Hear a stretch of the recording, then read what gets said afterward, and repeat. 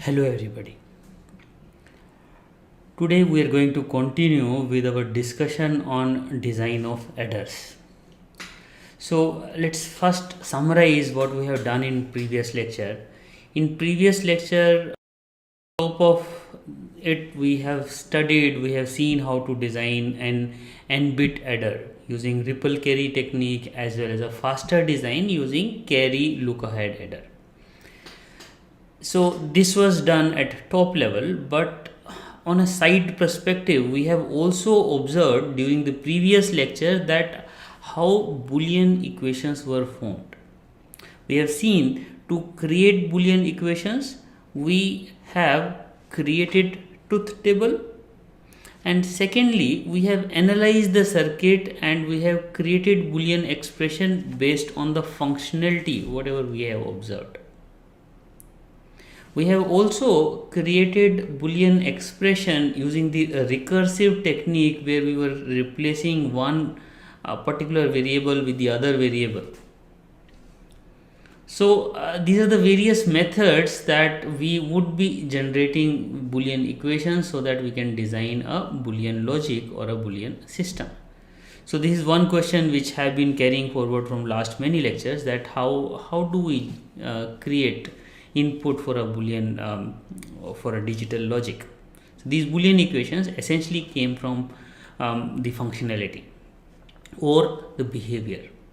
So in previous lecture we have also seen that there could be many variables in one particular expression. So for example, in 4-bit CLA we have seen that to generate Cout of 4-bit CLA, this carry look ahead expression contains 9 variables: P0, P1, P2, P3, G0, G1, G2, G3 and input carry. So 9 variables if it was a 4-bit CLA. If the number of it instead of a 4-bit CLA, if it would have been 18-bit 16-bit CLA, the number of variables in this expression would have been 33. So yes, so this point also signifies that yes, number of variables in a particular expression could be very large. And this also reinforces one point, that if number of variables are very large, this our method which we have studied previously, like Quine-McLeskey or K-map, will not be very sufficient. So that's why when we studied these particular expressions, when we did these expressions, we put no effort in minimizing, although they were not minimizable also.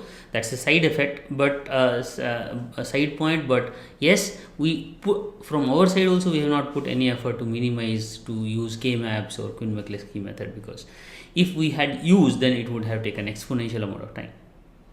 The other thing which we have also learned from previous lecture is, yes, there is a trade-off between area and delay. So we have seen that if a ripple carry adder is very small in area, but if we keep on adding more areas, so for example, if we use carry look ahead adder, the delay would minimize. And to further minimize the delay, we can use 2-level CLA or multiple level CLA. So with multiple level of carry look ahead, carry generation unit area would keep on increasing, but time will also reduce to certain extent. So this trade-off also tells us that yes, if we are willing to put in more area, there would be some chances that delay could be reduced. We can't infinitely reduce the delay, but yes, to certain extent delay can be reduced if we keep on adding some area or some technique which is a little more complex, but they can help us in reducing area. So because this addition is very important topic, and it's a very fundamental thing for any digital system, for any kind of a processing system. So that's why in last 50-60 years there has been huge amount of research in creating very like fast addition circuits. So other than this carry look ahead adders or ripple carry, they are the basic fundamental techniques, but using those techniques, so in CLA, in carry look ahead, what we have seen that carry can be generated parallelly by looking ahead. So basically we can have a carry for some individual blocks, and then we can use the other blocks carry to finally generate the final carry. So all these combinations are certain kind of we call it parallel prefix adder. So why parallel? Because now carry is being generated parallelly, so it's called parallel prefix adders. So there are various combinations people have thought of and people have created. So some of the popular ones are Brent Kung, Lander Fisher, or Cogstone.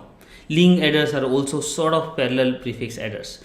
So these parallel prefix adders are some variation of carry look ahead, but in a more general sense, where the combination how this carry would be generated in a look ahead manner would be slightly different in each of them, and they would have one advantage or the other advantage over the others.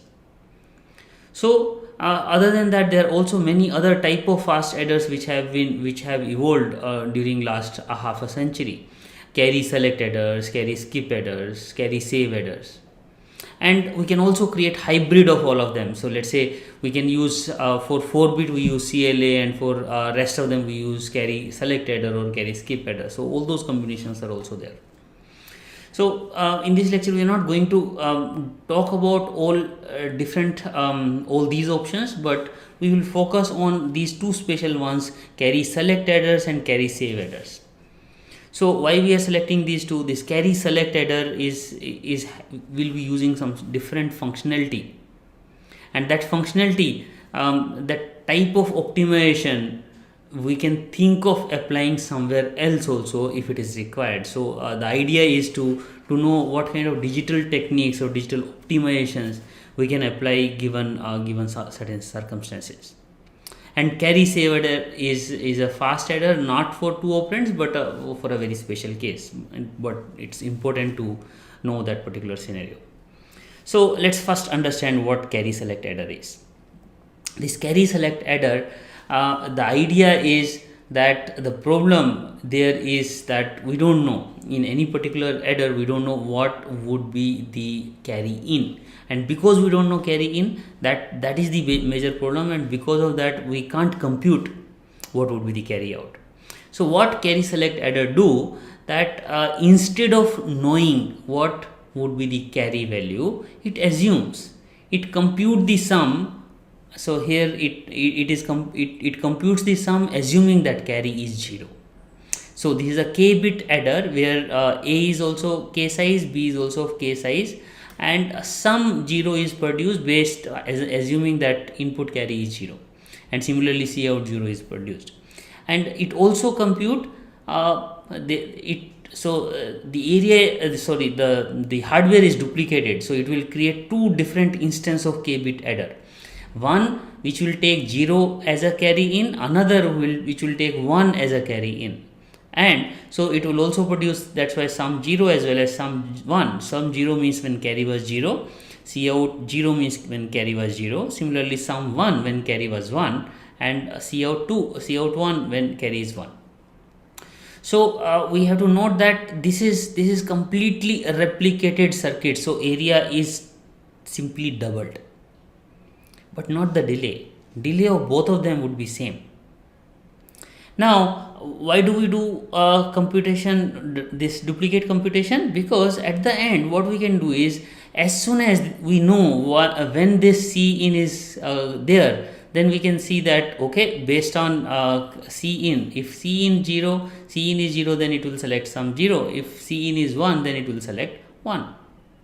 Similarly, it will also do the similar mux thing here. If C in is 0, then it will take C out as C out 0 as the C out, and if C in is 1, then it will take C out 1 as the output. So the idea is that by the time this computation is done, C in would be available. So this way, this multiplexing can help us. So we can go ahead in computing the addition, and in parallel there could be other adder which would be doing its work so that it can generate C in, and when C in is generated, then we can create the output and see that which one to be selected. So when this C in to be generated, when this C in to be given, for that let's do a quick delay analysis. So delay of, let's say, which k bit adder, let's say we take the simplest one, a ripple carry adder. So if we take ripple carry adder as a input, so as the implementation of this k bit adder, the delay of k bit adder we understand in a ripple carry is 2k delta g. Delta g is the gate delay, so gate delay into 2 into k, that would be the delay of k bit adder. Now to get the output, there would be a delay of mux also. So this mux will consume 2 delta g delay. So the final delay is going to be, for k bit adder, it's going to be 2k delta g plus 2 delta g. Now we have to ensure that this C in is available. The C in is available at least at this 2k delta g time.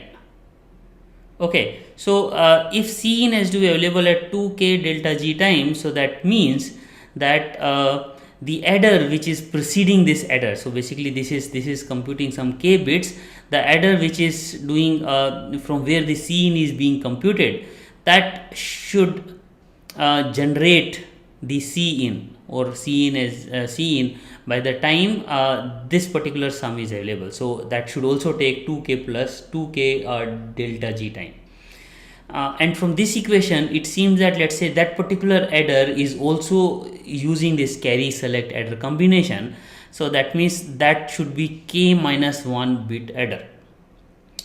Okay, so now so that means we are creating sort of groups. So one group which is using k bit adder, the another group which is using k minus 1 bit adder, so on and so forth. So this delay is selected in such a way that the delay when sum is there is equal for all the groups. So if I have an n bit number, so first highest order k bits I'll use for this carry select, k bit carry select, and then the lower significant bits I can have k minus 1 bit carry select adder, and then k minus 2 bit carry select adder. So this looks like arithmetic progression.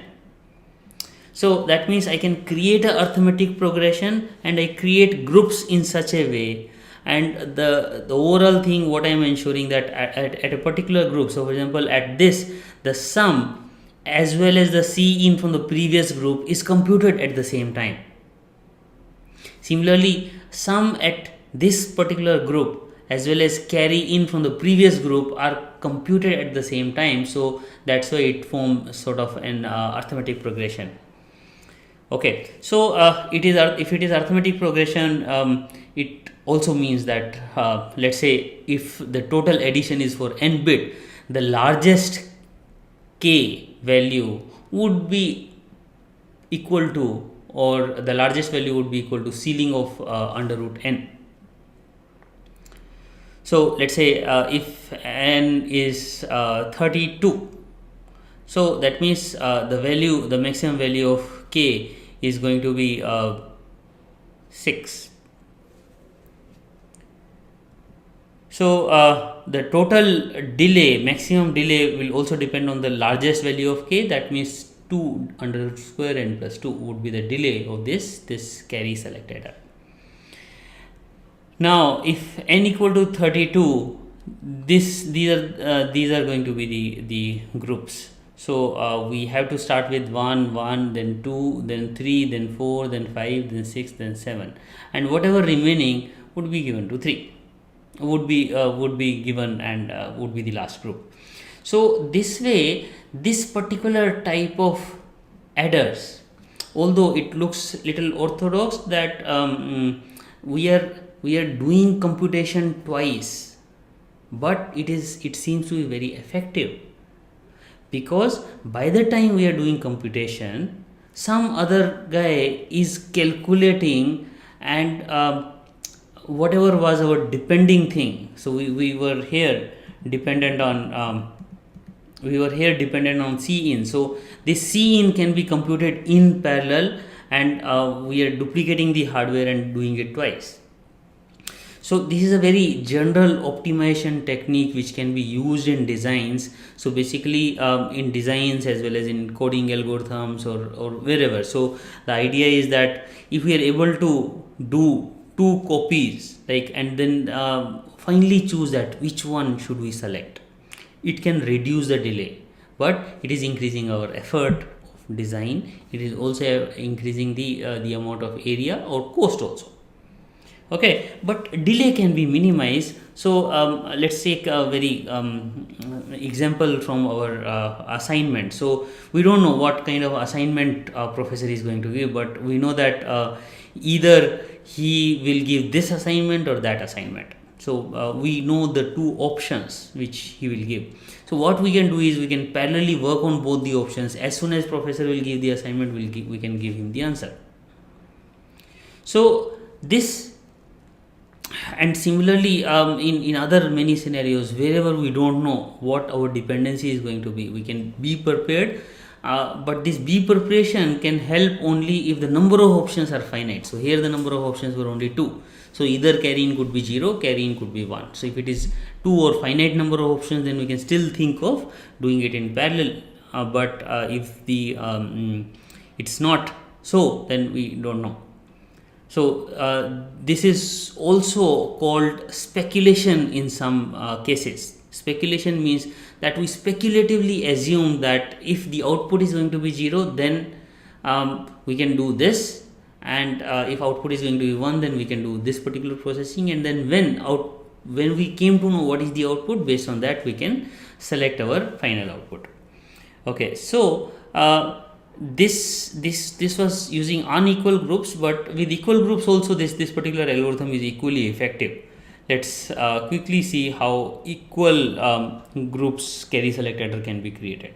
So let's say we create two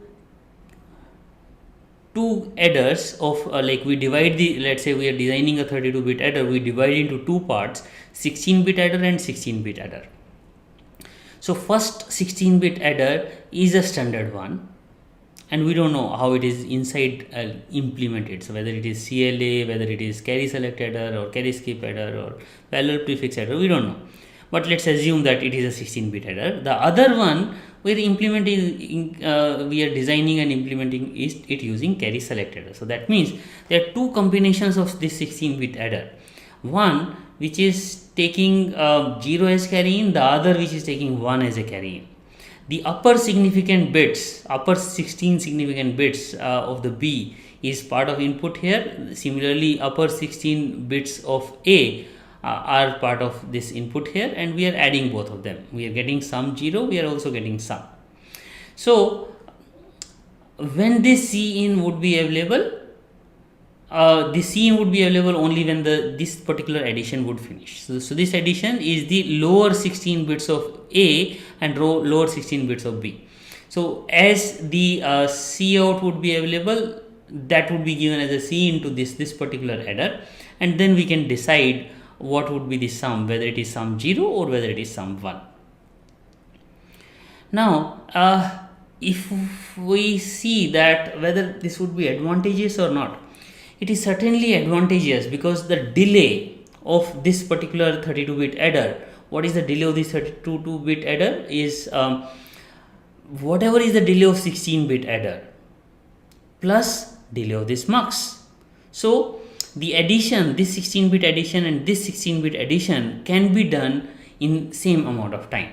So this sum and this sum would be produced in same time, but here an additional mux delay would be required.